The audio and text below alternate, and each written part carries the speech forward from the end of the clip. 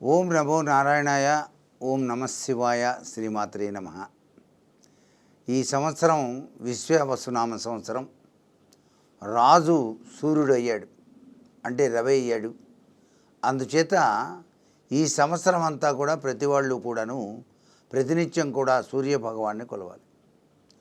ఎందుకంటే ఆయన జగద్రక్షకుడు కదండి, సాక్షిభూత దైవం. దేవుడు ఉన్నాడా లేడా అని ప్రశ్నించే వాళ్ళకి మనం సమాధానం చెప్పచ్చు. ఉదయాన్నే లేచి తలకాయ ఎత్తి చూడయ్యా అని. ఒకసారి తలకాయ ఎత్తి చూస్తే దేవుడు కనిపిస్తాడు. ఆయన ఎవరో కాదు, ప్రత్యక్ష సాక్షిభూత దైవం సూర్యుడే కదా.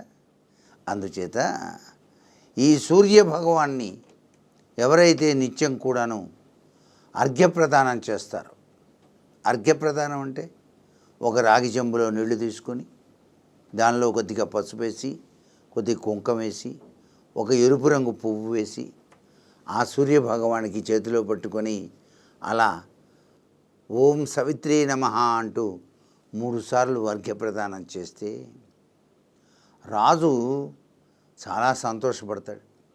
ఈ సంవత్సరం రాజే కాబట్టి సూర్యుడు, రవి కాబట్టి మనకి ఎటువంటి రుగ్మతలు లేకుండా ఆనందకరమైనటువంటి జీవన విధానాన్ని కొనసాగిస్తారు.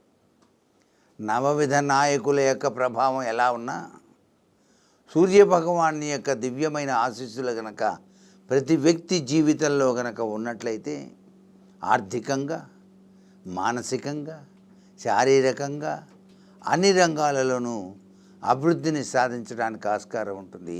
అందుకే ప్రతినిత్యం ప్రతి ఒక్కరూ కూడాను తప్పనిసరిగా ధ్యానించవలసింది ఎవరిని?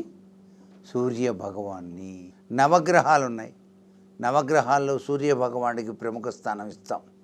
అందుచేత మనం నవగ్రహ ధ్యానంలో ఉన్న మొట్టమొదటి శ్లోకాన్ని కూడాను ప్రతినిత్యం కూడాను మనం బయటకు వచ్చి సూర్యభగవాన్ వైపు చేతులు జోడించి నమస్కారం చేస్తూ జపా కుసుమ సంకాశం కాశ్యపేయం మహాద్యుతిం తమోరిం సర్వపాపఘ్నం ప్రణతోస్మి దివాకరం అని చెప్పేసి కనుక ధ్యానం చేసినట్లయితే, సూర్యభగవానికి ప్రీతికరమైనటువంటి అర్ఘ్యప్రదానం చేసినట్లయితే మన జీవితం సుఖ సంపదలతో తులతూగటానికి ఆ ప్రత్యక్ష సాక్షిభూత దైవం మనకు అనుగ్రహాన్ని ఇస్తాడు.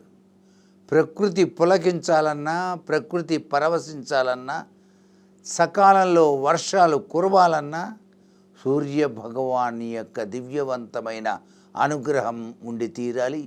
సూర్యుడే శివుడు, శివుడే సూర్యుడు కాబట్టి మనకి ఎండాకాలం విపరీతమైన ఎండలు, ఆ వర్షాకాలం వచ్చినా ఇంకా ఎండలు కనుక ఉంటే మనమంతా ఏం చేస్తామండి? శివ అభిషేకార్చన నిర్వహిస్తాం. ఎటువంటి అభిషేకార్చన? సహస్రఘట్టాభిషేకం. సహస్ర కుండలతో నీళ్లు తీసుకొచ్చి నమస్తేస్తు భగవన్ విశ్వేశ్వరాయ మహాదేవాయ త్ర్యంబకాయ త్రిపురాంతకాయ కాలాగ్నిరుద్రాయ నీలకంఠాయ మృత్యుంజయాయ హర హర హర అని ఆ నీటితో అభిషేకం చేస్తే వెంటనే సూర్యుడే శివుడు కాబట్టి సూర్యభగవానుడు మబ్బుల చాటుకి వెళ్ళి మబ్బులకి చెప్తాడు వర్షం కురవండి అని. వెంటనే మబ్బులు చక్కగా వర్షాన్ని కురిపిస్తాయి. రైతన్నలు ఆనందంతో ఉర్రూతలవుతారు. ఇది సృష్టి రహస్యం.